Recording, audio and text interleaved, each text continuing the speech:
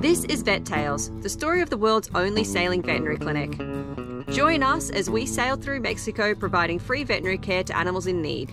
You can help us provide these much needed treatments by becoming a patron or visiting our website.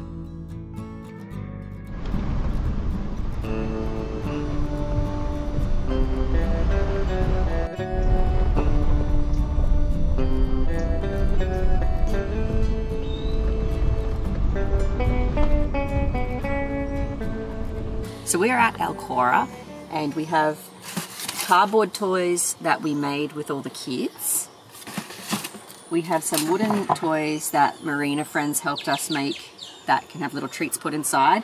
And we also have some Kongs that can be used for the mammals. So yeah, we're going to go in and do some enrichment with the animals.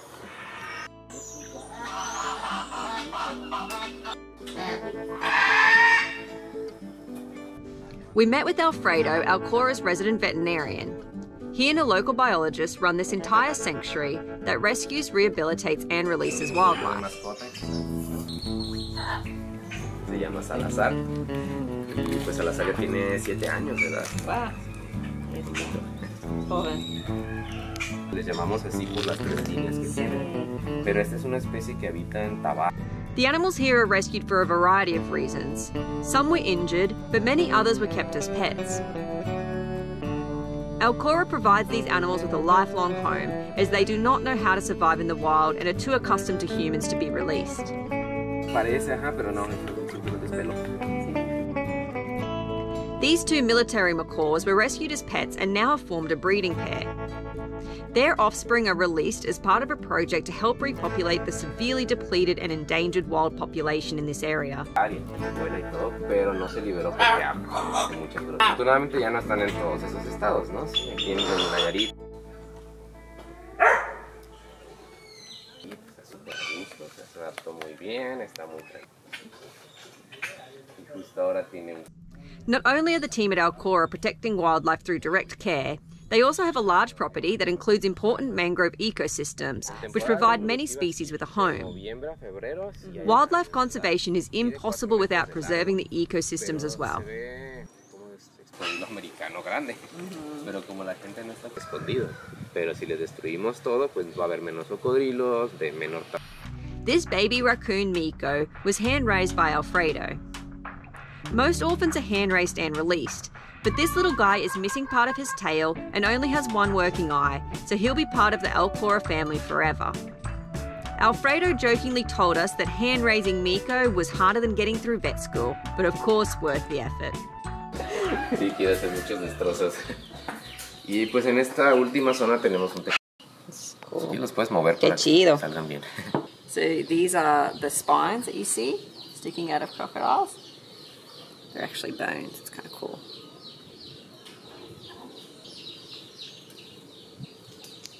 Machos y una hembra, por eso la diferencia de tamaño, ¿no? Sí. Entonces, la hembra es más pequeña. Mucho más pequeña, sí, sí, sí. Y al ser de sangre fría es como ellos se están calentando. Qué chido. Entonces este ya era un ejemplar muy viejo, como pueden ver son más orificios, más desgaste que ese que era más joven. Que le dio otro cocodrilo. Estos 3 animales vivieron aquí hace muchos años, muchos años, cuando esto fue un restaurante, pero el señor tenía... After meeting all the animals, it was time to prepare them some enrichment items. We thought that the little raccoon would enjoy a Kong and the birds would have some hanging toys. Enrichment is extremely important for captive wildlife. Normally wild animals spend most of their day foraging for food, but in captivity it's given to them. Using toys to hide food or as obstacles helps animals express foraging behaviours and keeps them entertained throughout the day, which makes them much happier.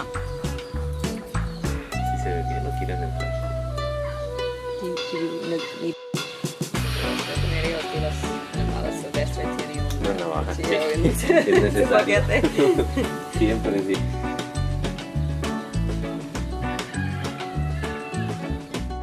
Parrots often approach new toys cautiously, but once they realise food and destruction are involved, they're all in.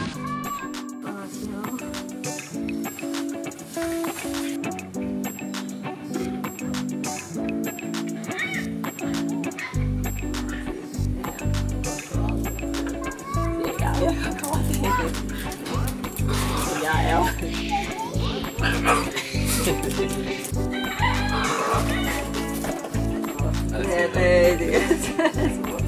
yo igual.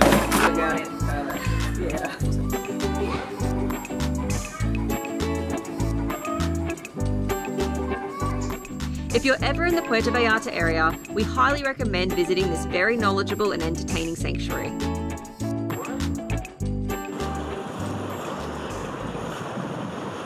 We're out on anchor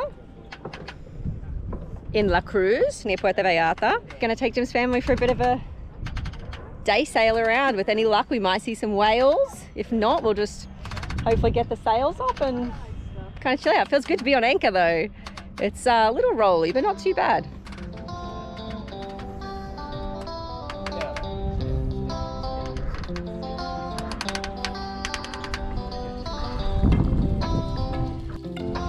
You're shirtless now, and you look really good on camera. Let me get it.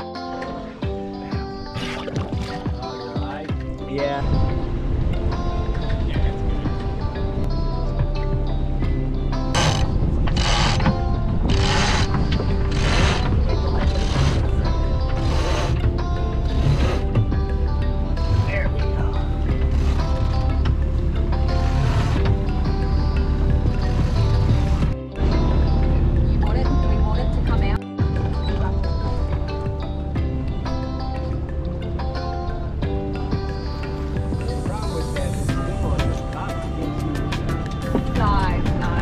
A lot of people have it so it's clear, or you can fold it back.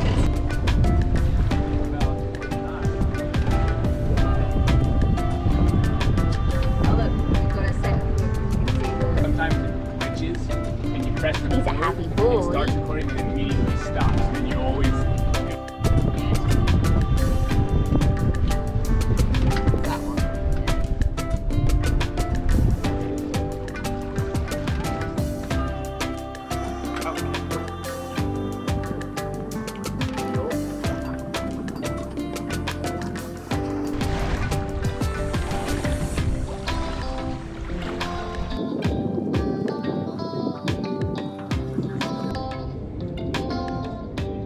I just docked the boat here with like this much space. So I'm very proud. We didn't film it because I was a little scared that everything could go wrong, but it went good. I can almost touch it. All right, I'm in the bosun's chair, ready to go up the mast because our lazy jacks, the attachment on the mast seems to have come off. It was an older attachment that was already there, and so that's why I used it. So I've got enough material to replace the other side as well if it's looking a bit dodgy. But hopefully it's just the one, see what happened, why it came off, and we'll put a new one on. So it's the disadvantage of using old hardware, as I didn't know how long they'd been in for. And you can see they are looking a little old, but yeah, basically just snapped off. We think we might not have loosened the lazy jacks quite enough when we put the sail up, and it might have put a bit of pressure on it. But yeah, the other rigging's looking okay though, so yeah.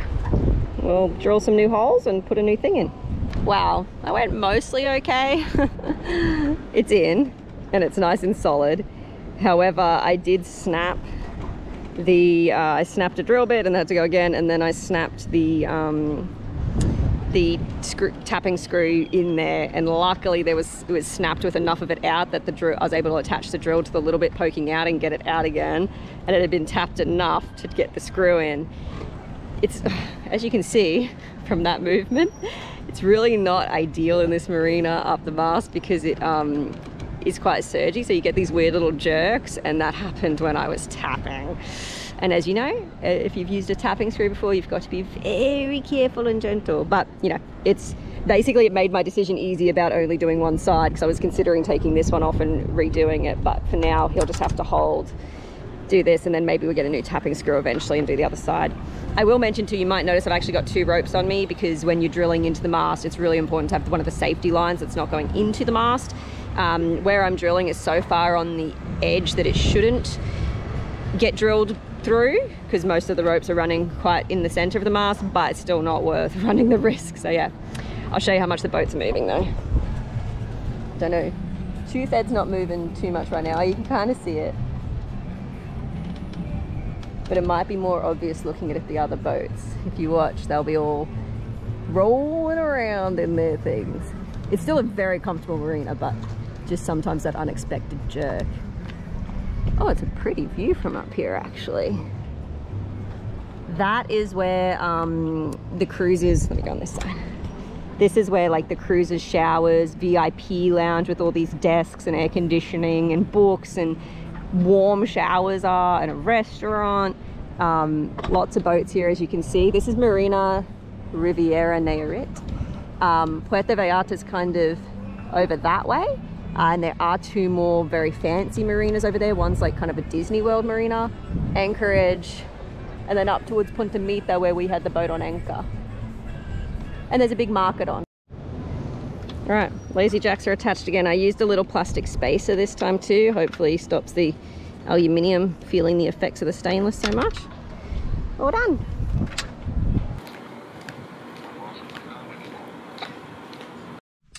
So this water tank lid has leaked again. We used a sealant that is easier to remove on the premise that it allows us to clean the tanks a bit easier, but it's just not cutting it. When we fill the tanks, the pressure on them, especially when we're healing, like on this side, I guess it's just a little too much. The water finds its way out and it leaks into our bilge, which luckily is dry now. So my plan is to seal it with 3M 4200, which is pretty intense sealant, but it's too much to repair all the time and we just can't have it leaking because we lose water and then it ends up in the bilge. So yeah, that's the plan. I'm gonna really seal it down this time. I'm just making a big mess, you know how I roll. Making a big mess, yeah. Making a big mess, yeah. Because it's just so messy. What could you even do about it? Trying to like seal the holes as well.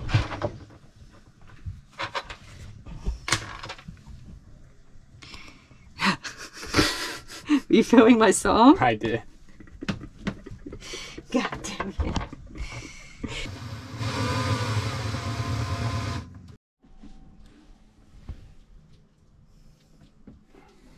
Time's a charm. Yeah, let's see, hey. We took the opportunity to visit the resident Marina cats and were pleased to find that they're very well cared for. You're a bit of a dirtball. Local women have caught them over the years and taken them to be spayed and feed them every day.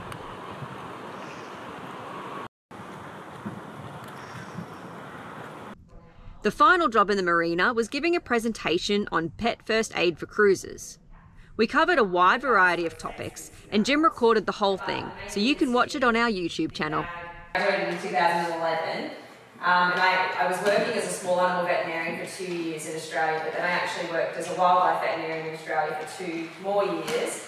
Then I moved to China and worked as a veterinarian for Animals Asia, and they do bear rescue there. We even had a patient attend the talk who we'd helped get the right treatment via email when her family was further south. Thankfully, she's recovering well. Thank you for watching. If you liked this episode, give it a thumbs up, subscribe to our channel, or share it with your friends. You can help us provide treatment to animals by becoming a patron or making a once-off donation on our website. Until next time, stay chuffed, everybody.